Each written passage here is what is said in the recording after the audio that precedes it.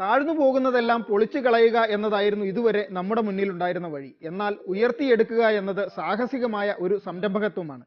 താഴ്ന്നു പോകുന്ന വീടുകളും ഷോപ്പിംഗ് കോംപ്ലക്സുകളും വരെ ഉയർത്തിയെടുക്കുന്ന വ്യവസായം കേരളത്തിലെത്തിയിട്ട് ഏതാനും വർഷങ്ങളേ ആയിട്ടുള്ളൂ. എങ്ങനെ ഒരു വീട് ഉയർത്തിയെടുക്കാം?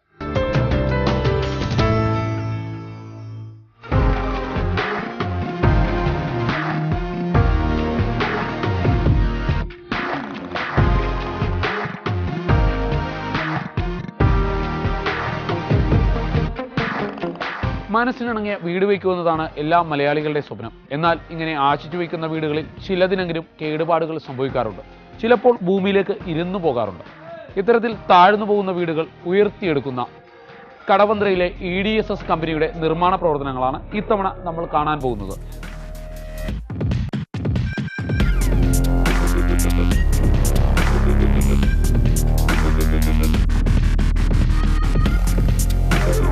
കേരളത്തിൽ ഇന്ന് നിർമ്മാണം മാത്രമല്ല, നിർമ്മിച്ചു വച്ചതിനെ ഉയർത്തുന്നതും പതിവ് കാഴ്ചയായി തുടങ്ങി.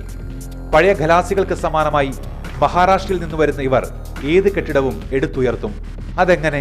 ഇത് ആദ്യം നമ്മൾ കുഴിക്കുകയാണ് ചെയ്യുന്നത്. ബിൽഡിംഗ് കംപ്ലീറ്റ് വോൾസിൻ്റെ അടിയിൽ കംപ്ലീറ്റ് കുഴിച്ച് പഴയ ഫൗണ്ടേഷൻ എടുത്ത് മാറ്റുന്നു. ഇപ്പോൾ കല്ലൊക്കെ ആയിരിക്കും, കരിങ്കല്ലൊക്കെ ആയിരിക്കും, അതെല്ലാം എടുത്ത് മാറ്റിയിട്ട് നമ്മൾ ആദ്യം തന്നെ ഒരു ബെൽറ്റ് കൊടുക്കും. അത് ബിൽഡിങ്ങിൻ്റെ ഒരു സ്ട്രെങ്ത് ഒക്കെ നോക്കിയിട്ട് 3 ഫീറ്റ് 4 ഫീറ്റ് 5 ഫീറ്റ് അങ്ങനെയാണ് അതിൻ്റെ ബെൽറ്റ് വരുന്നത്. അതിൻ്റെ ആവശ്യമുള്ള തിക്നെസ് ഉൾപ്പെടെ കൊടുത്തിട്ടാണ് പുതിയ ബെൽറ്റ് കൊടുക്കുന്നത്. അതിൻ്റെ മുകളിൽ നിന്ന് നമ്മൾ ഈ ഫൗണ്ടേഷൻ കോൺക്രീറ്റ് ബ്ലോക്സിൽ കെട്ടി ഉയർത്തുന്നത്.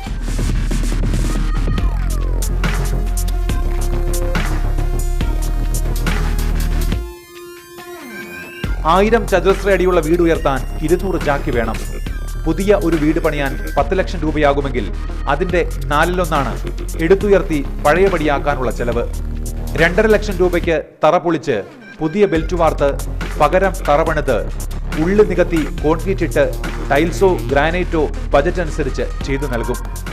പുതിയ തറയടക്കം ചെയ്തു കഴിഞ്ഞ് വരുമ്പോൾ എല്ലാ പണിയും ചെയ്തു കഴിഞ്ഞാൽ പുതിയൊരു കെട്ടിടം പണിയുന്നുണ്ട് 4/1 കോസ്റ്റ് കിട്ടും. ഒരു 1000 സ്ക്വയർ ഫീറ്റ് കിട്ടാണ് 4/1 3/1 കോസ്റ്റ് കിട്ടും. ഷോപ്പിംഗ് കോംപ്ലക്സ് വരെ എടുത്തുയർത്തിയ ചരിത്രം ഇവർക്കുണ്ട്. ഏകദേശം 5000-ഓളം കെട്ടിടങ്ങളോളം ചെയ്തു കഴിഞ്ഞു. ഇത് പോരാഞ്ഞിട്ട് നമ്മൾ വർക്ക് സ്റ്റാർട്ട് ചെയ്യുന്ന അന്ന് തൊട്ട് പ്രൊജക്ട് ഇൻഷുർഡ് ആണ്. ഒരു നില പണിയാൻ മാത്രം അടിത്തറയുള്ള കെട്ടിടമാണെങ്കിൽ ഉയർത്തി കഴിയുമ്പോൾ 2-3 നില പണിയാവുന്ന വിധത്തിൽ ബലപ്പെട്ടിട്ടുണ്ടാകും. ഭിത്തികൾ വീഴാനുള്ള സാധ്യത എങ്ങനെ? അതായത് കെട്ടിടത്തിന് എന്ത് സംഭവിച്ചാലും, അതായത് ഇപ്പോൾ വർക്ക്മാൻഷിപ്പിൻ്റെ എറർ കൊണ്ടോ അല്ലെങ്കിൽ നാച്ചുറൽ കലാമിറ്റി കൊണ്ടോ എന്ത് സംഭവിച്ചാലും ബിൽഡിംഗ് ഓണിന് യാതൊന്നും കൊണ്ടും പേടിക്കേണ്ട ആവശ്യമില്ല. ഇതിന് 25 വർഷത്തെ വാറണ്ടി ഞങ്ങൾ നൽകുന്നുണ്ട്. അതുകൂടാതെ ഇൻഷുറൻസ് കമ്പനി ഇതിന് 25 വർഷത്തെ പരിരക്ഷണം കൊടുക്കുന്നു. ജാക്കി വെച്ച് ഓരോ കല്ലും പൊളിച്ച് പകരം പണിതുയർത്തുന്ന ആ കാഴ്ച കാണാം.